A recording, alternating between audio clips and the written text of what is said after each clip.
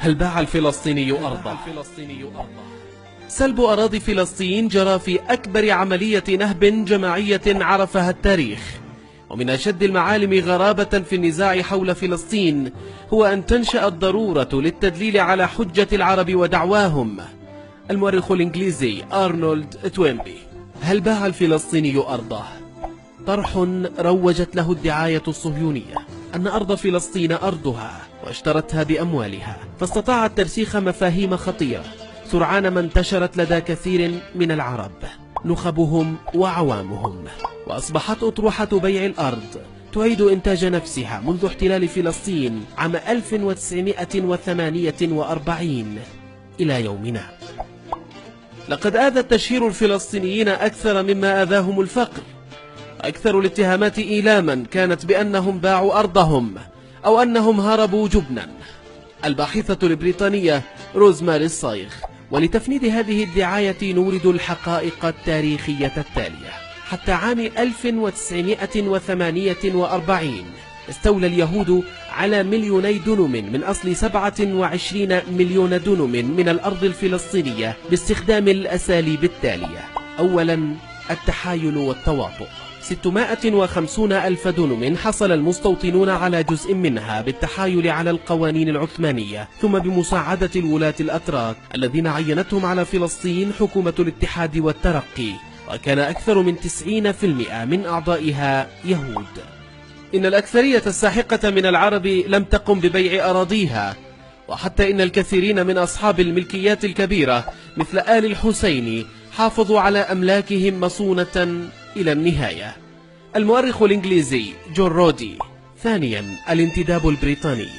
أكثر من 600,000 دنم منحها للوكالة اليهودية المندوب السامي اليهودي هربرت ساموئيل ممثلا لحكومة الانتداب البريطاني على النحو التالي: 175,000 دنم من أخصب أراضي فلسطين الساحلية في حيفا ويافا، 75,000 دنم على البحر الميت لإنشاء شركة البوتاس، أراضٍ شاسعة في النقب مجهولة المساحة، 100,000 دنم بأسعار رمزية، 165,000 دنم من أرض السلطان عبد الحميد في منطقتي الحولة وبيسان. إن إدارة الانتداب البريطاني كانت يهودية.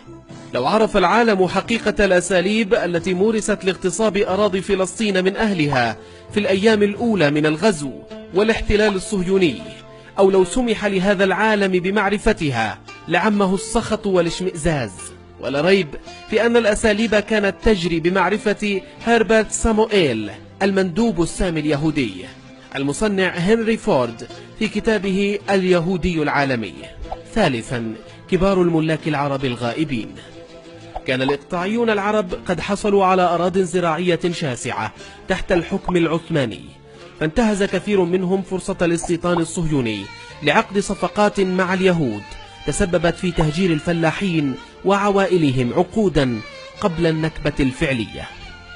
في الوقت الحالي لا يوجد شخص يستطيع أو يرغب في ذكر حجم الأراضي التي بيعت بالغش والخداع، ما هي نسبتها للأراضي الشاغرة، وما هو عدد المتضررين من الفلسطينيين.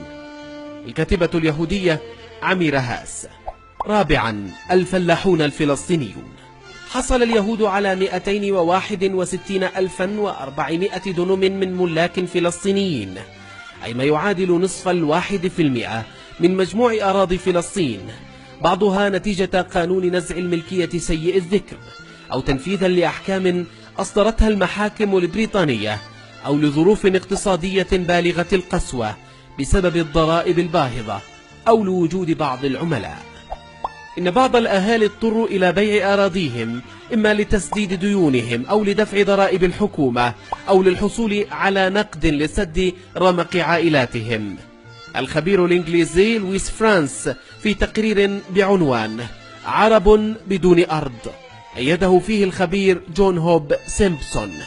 لكن ورغم كل الآليات الصهيونية لم يملك اليهود حتى سنة 1947 سوى 6.6% من أرض فلسطين.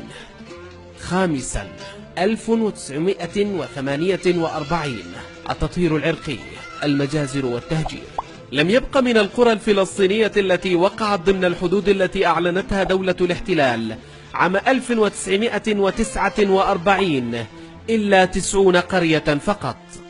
أما القرى الباقية فقد دمرت، بما فيها منازلها وأسوار الحدائق وحتى المدافن وشواهد القبور، بحيث لم يبق بالمعنى الحرفي لهذه الكلمة حجر واحد قائم. ويقال للزوار الذين يمرون بتلك القرى إن المنطقة كلها كانت صحراء. البروفيسور اليهودي إسرائيل شحاك. سادسا، التزوير. تشير التجربة إلى أن تزييف أوراق الملكية سهل جدا، ومن المعروف أن هناك من 6 إلى 7 عصابات متخصصة في السيطرة على الأراضي، ولا سيما في بيت حنين وشعفاط.